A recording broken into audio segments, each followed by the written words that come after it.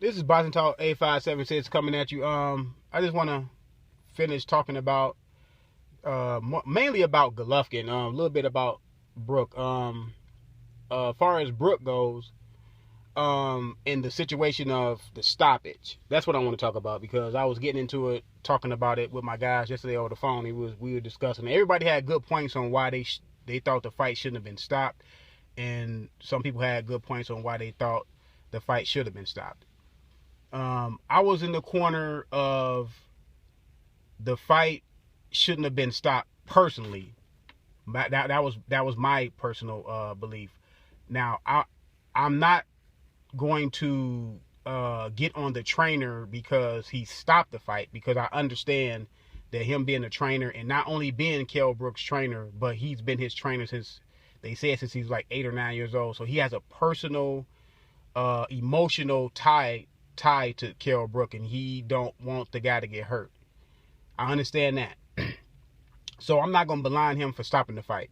I understand why he stopped the fight. So he probably thought, his eye was messed up. Kell Brook reportedly told him in the corner that he was seeing 4 and 5, Golovkin. So that's kind of dangerous, sending a guy out there to fight in his eye and he cannot see, especially against a puncher like that. So his trainer probably was coming from that angle that, okay, he's fighting a puncher.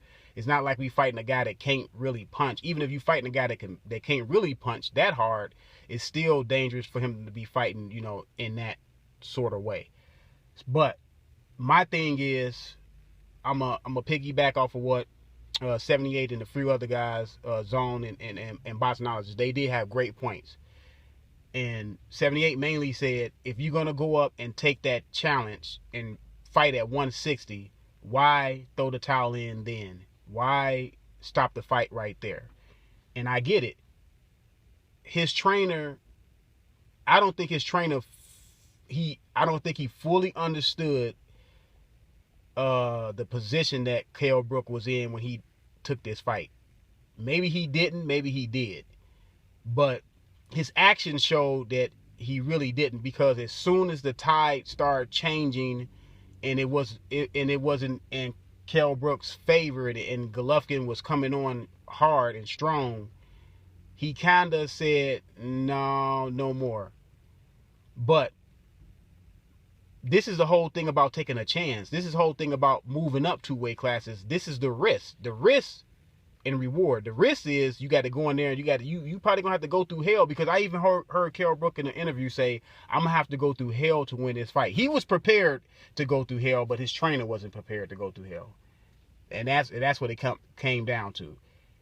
And you have to go through hell. That's the risk to win a fight like this against a fighter of this, of this magnitude, that has what we have seen, legitimate power. He has legitimate power.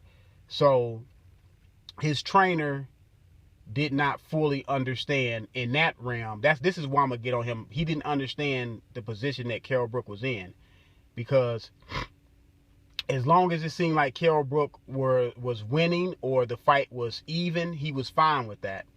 But it seemed like after that, he wasn't fine. He wasn't fine with Kell Brook taking some punishment. Of course, you're going to take some punishment. You fighting another great fighter. Kell Brook is a really good fighter, and you fighting another really good fighter.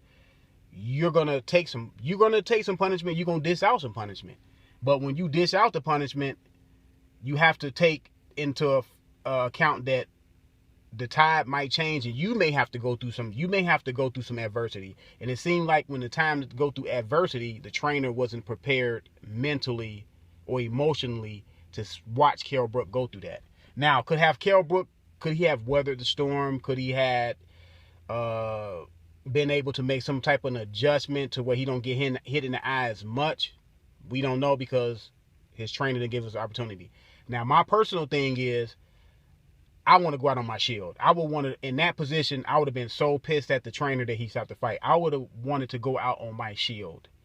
I think he should have gave Kell Brook at least another round to see how it should have been like about a round by round basis, see how he feels, see how he looking in the round. And he should, if you're going to stop the fight in between the round. At least let the man finish the rounds, because you never know. He he can, have some momentum and turn the tide, and then he can have Golovkin on his heels. We never know. But that's my take on that. My take on that is, if you're going to go up 2 weight classes, and if you're going to take that risk, if you're going to go in there, and he already took some heavy shots from Golovkin, some heavy shots. He was taking shots on the hips. I know 78 brought that up. He was taking shots on the hips. He was taking some body shots. He was taking some hard face shots, but he was also dishing out some hard combinations and some hard stiff shots.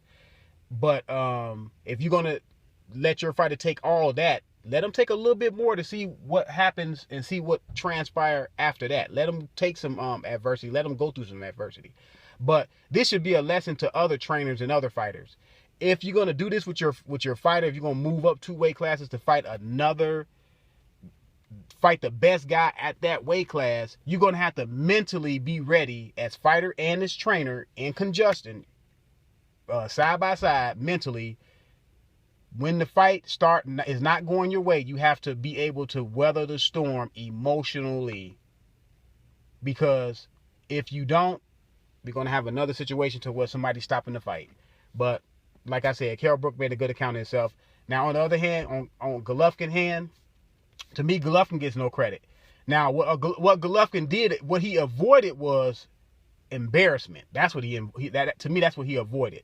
Because yes, Kell Brook had success within that first 5 rounds, and if you thought Kell Brook was a good fighter or a great fighter, you shouldn't be surprised that he was able to do some things that he did. Because I was in the camp that I thought in the early rounds, I thought Kell Brook would do well. I thought Kell Brook would take some of his punches, because I know Kell Brook is durable. I know he's big for a welterweight.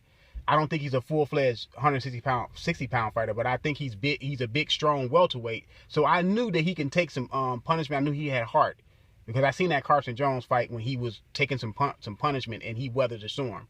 So I knew he can do that, and I knew that he was skilled enough to hit Golovkin, because Golovkin comes forward. He don't really move his head a whole lot, if just about any. But if you thought Kell Brook was a really good fighter, then you shouldn't be surprised that he did well in the early rounds. I just thought, Golovkin would eventually catch up with him and knock him out by round 7. I was predicting he'd knock him out by round 7. But Golovkin to me, he don't get no credit for it, because first of all, you was fighting a guy that came up from 2 weight classes, and that was his first time at middleweight. He didn't stop at 154 and fight anybody. He didn't stop at 160 and fight anybody. He fought you at 160. So you did what you supposed to do. If this fight would have went past 8, past 7, it would have been an embarrassment, because you have to show the little guy the reason why you are the best middleweight and he's a good welterweight. Because I still don't believe Kell Brook is the best welterweight. You can argue it. If you got him as the best welterweight, I had no problem with it.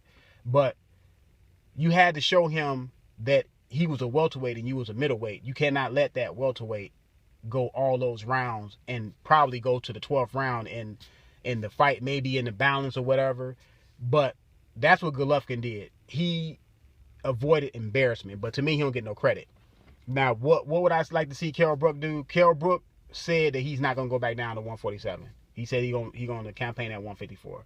Now, there's some really good fights for him at 154. He could fight Canelo. He could fight the Charlos. He could fight Andrade, Boo Boo Andrade. It's some guys that he can fight at 154. Now, by no means is he going to have an easy road at 154, because those guys can beat him at 154. So he still has a hard road, even if he go to 154, because there's some really good fights at least at the top end of that division. But I would like to see Kell Brook versus Canelo. I think that's a good fight. I still favor Canelo to win the fight, but I think it's a really good fight. I think Kell Brook maybe can offset Canelo, because Canelo does have problem with guys moving and guys that are defensively responsible. He has problems with that, so maybe Kell Brook can go in there and do that. I would like to see Kell Brook fight Amir Khan, have Amir Khan come up to 154, or they meet somewhere in the middle or whatever. And I still would like to see that fight. That fight will play well. I mean, both guys tried to fight at a higher weight, tried to fight at a middleweight or whatever, and they both came up short. Amir Khan got knocked out. Carol Brook got stopped. But they both made good accounts of themselves, because a lot of people had Khan. I know people that don't like Khan, but a lot of people had Khan winning the fight. I had Khan winning the fight. I had Khan winning 4 out of those 5 rounds before he got knocked out in the 6 rounds. I had him winning the fight, and I had Kell Brook even with Golovkin. So they both made good accounts of themselves. The ending was different for both of them, but they both had good accounts of themselves. So I would like to see that fight. They can fight over there in the O2 arena and fill it up and sell pay-per-views. I mean, that fight would do real good. That's still a big fight. So I would like to see them two go ahead and fight. Just go ahead and get that fight over with, because that fight been brewing for like about 4 or 5 years now. They can go ahead and get that over with. Go ahead and get that fight. But Golovkin, like I said yesterday in my video, he has to start fighting the best top half of the middleweights and he need to go to 168, because Golovkin he has to get off this realm of everybody's scared of me. Okay, if everybody's scared of you, like this is going on, to get them in the ring, you're gonna have to give up something. If you want the glory of being a great fighter, going down as an all-time great, then you're going to have to give these guys a carrot to get in the ring with you. So go down, catch weight, and fight Canelo. Canelo, he's a diva. He wants everything, he wants everything his way. Give him everything his way and go down there and beat the man. And then in the rematch, you get everything your way. See, sometimes you have to give up something to get something. And Golovkin don't want to give up anything to get anything. He didn't fight Andre Ward. They avoided that fight, even though Abel Sanchez just yesterday in the interview again put his foot in his mouth and said nobody can take Golovkin power from 147 to 168. But yet you're not fighting no 168-pound fighters yet. Golovkin has not yet fought at 168. He has not yet fought a guy like Gil. I mean, not Gil, but he hasn't fought anybody. Well, he didn't fight Andre Ward, we know that. But Badu Jack is there. James DeGale, he didn't fight James DeGale. You know what I'm saying? I know Carl Froch is retired, but I got Carl Froch beating him at 168, because Carl Froch come forward. Carl Froch has legitimate power at 168. So that's a loss to me for Golovkin.